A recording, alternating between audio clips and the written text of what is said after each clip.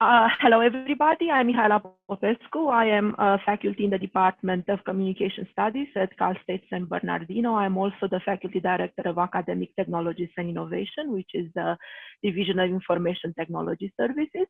And we had two objectives for our grant. One was to explore a process of producing instructional content in VR in-house, so not going with any vendor, but finding a way to do it ourselves.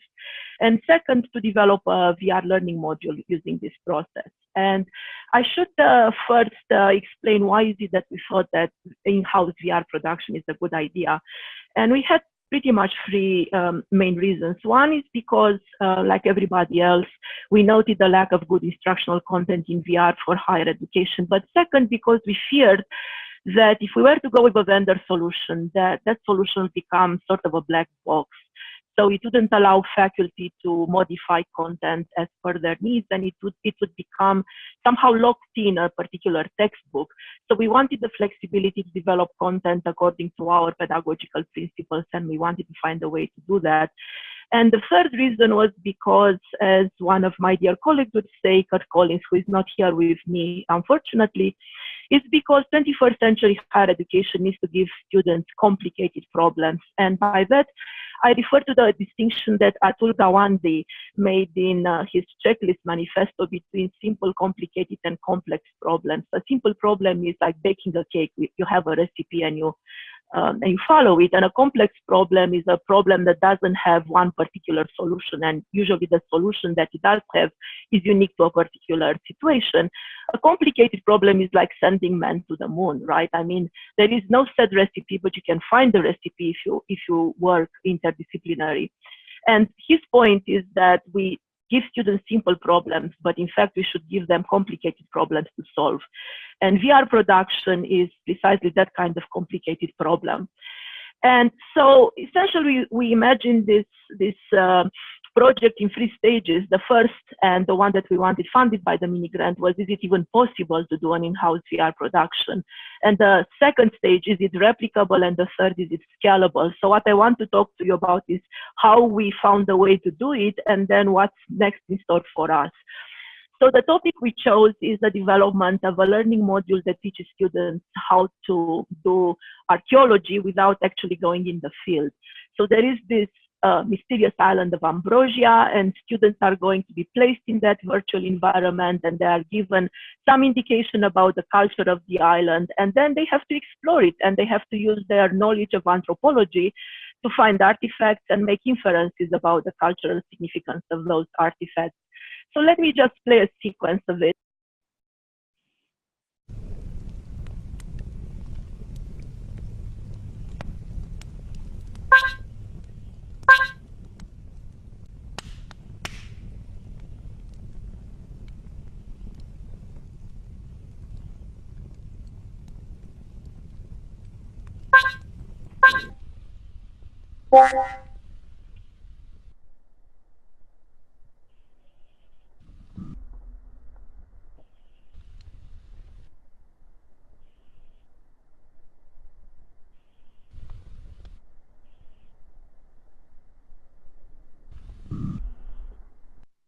Why have you stopped?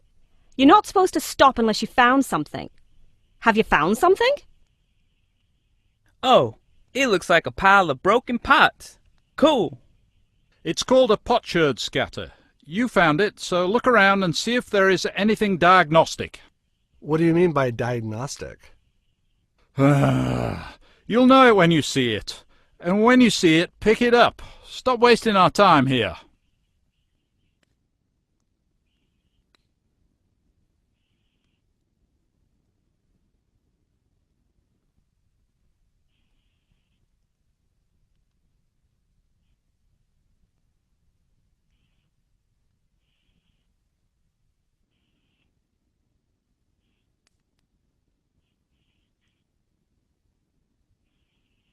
Anyway, you get the idea. So I don't want to spend the time showing you the entire thing. But basically, the students are placed in this environment, and there are characters that are guiding them through various learning objectives, and there is some means of assessing what they are learning and so on.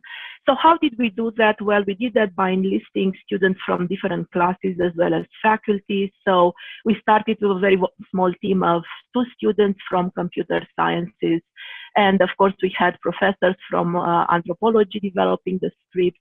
And then we brought in art designers who developed some of the graphics for the environment in the context of their classes. And then a faculty in music used his class to develop sound assets. And we had our own staff finding solutions to various technology problems and so on.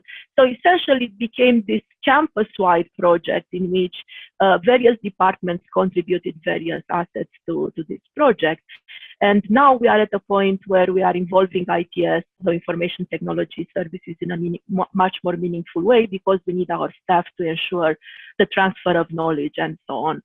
So what did we learn here? Well, we learned very important lessons. So first of all, it is possible to do it. Is it easy? No. And we made as many mistakes as we achieved successes. And we also learn lessons the hard way, and essentially, build a boat while not really knowing what was the blueprint for the boat. But students are very enthusiastic and eager to do it, and the platform for developing something like that is fairly well established. So all it takes is a few students who know Unity 3D and C#. The VR equipment, the equipment is not very good yet. It's becoming better for sure. There are technologies that are appearing every day, and part of the difficulty, like Peter was saying, was trying to reinvent the wheel at every stage because there are new technologies coming about. It's important to have a way to continue the knowledge, and it's important to have a buy-in from administrators. Otherwise, it would have never been possible to redesign these courses to produce assets. It's quite possible to integrate all of this into a curriculum. Right now, it's not easy because we are not very coordinated, but we are hoping to create a certificate in immersive technology production. We also discovered that we need an educational project manager that will be able to coordinate all these activities, and definitely VR-equipped classrooms, which we are building right now. As you saw, we found solutions for various accessibility issues. So at the beginning, we feared that these technologies are not accessible, but it is possible to make them so, especially now that we have tetherless headsets. What's very interesting from a pedagogical point of view is the fact that the assessment of learning for these environments and in these environments is not very well developed yet. So there is no instrument as yet that will assess how students learn when you observe what they are doing in a digitally constructed environment. There is also no assessment instrument as yet that will estimate whether students learn better as a result of going through these exercises. And we are hoping that to actually test the effectiveness of the module we build very soon. So what's next for us? We sort of prove that it's possible. I mean, there are chinks in our process, and we hope that we are going to iron them out soon. And we are now at a stage where the question is, can we replicate what we've done?